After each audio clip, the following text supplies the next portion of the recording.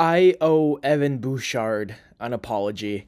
I'll tell you about that and talk about plenty more on Oilers Digest. If you're watching this and you like the content so far, please hit that subscribe button. So I'm going to talk about Bouchard. I know I'm burying the lead on this one a little bit, but I want to talk about what I love in an NHL playoff series very quickly, and that is drama.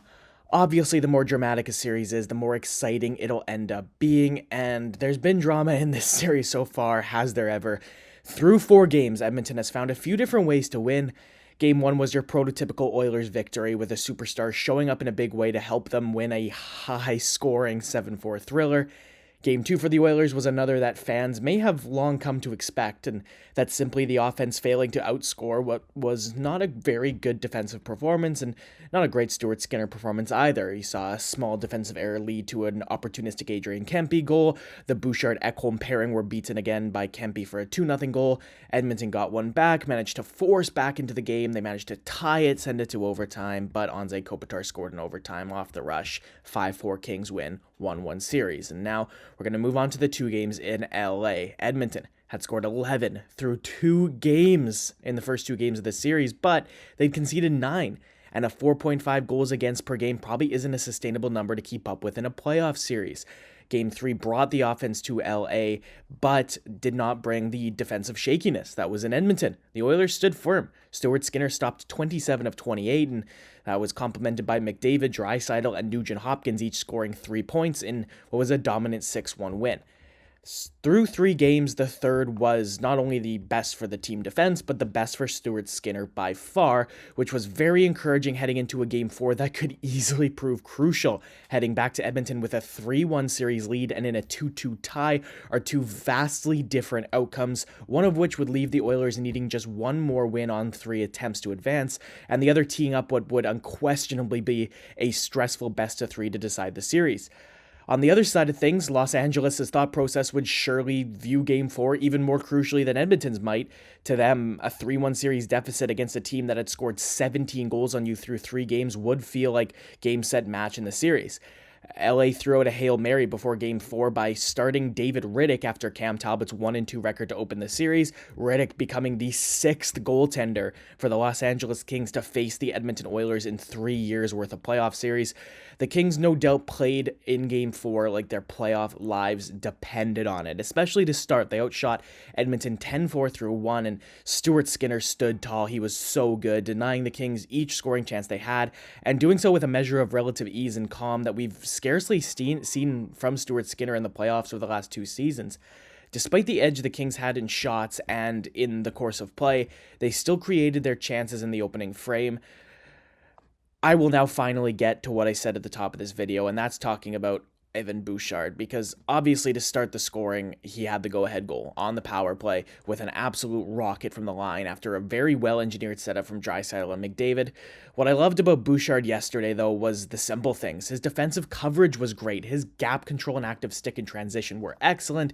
His first pass was always of a high quality, and he was composed, he was confident, he was smart on the puck, and to me, he played something close to a perfect game, which is something I really think he deserves all the credit in the world for, because that all-around performance is something that lots of Oilers fans haven't been too happy with Evan Bouchard in the last little while, me included. I think Bouchard defensively, especially in games that I watched in person in Rogers Place in the last little while, haven't been of a very high quality, but wow, he was first star last game and he deserved it. It was one of his best defensive performances of this season. The 1-0 Bouchard goal in the second period stood not just as the game winner, but as the game's only goal, and along with Evan Bouchard, that was due largely in part to Stuart Skinner. After the Kings outshot the Oilers in the first, they proceeded to do so in the second and the third periods as well. They finished the game with a 33-13 shots on goal hedge. Yeah, like I said, LA knew how much they needed the victory, but Stuart Skinner was unbelievable. He made all 33 saves he needed to make and earned his first playoff shutout, and earned praise from his teammate Mattias Ekholm, who said, quote, "I thought Skinner was unbelievable. I think he has shown that he's taken steps as a goaltender. I think he's way calmer, positionally very sound right now, and you have to make a good play to beat him, which is obviously a great feeling for us, knowing he's the backbone of our team." Skinner was exactly that, an amazing backbone, and quite frankly, must be giving the Kings a significant amount of fear leading into Game 5. LA managed to hold the Oilers to 1 goal on 13 shots in Game 4 and still lost that game.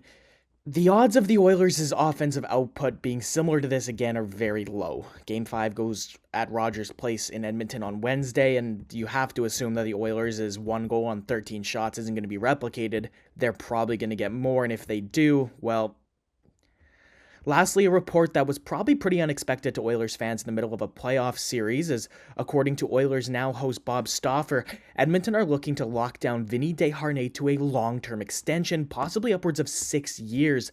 This is Desharnais' first first full NHL season after playing 36 in the regular season last year and 12 in the playoffs. The Providence College alum was way better this year than in his limited experience last season, but it is no doubt pretty early to be giving out what could potentially be upwards of a 7-year contract extension to somebody who is, so far, not a proven commodity.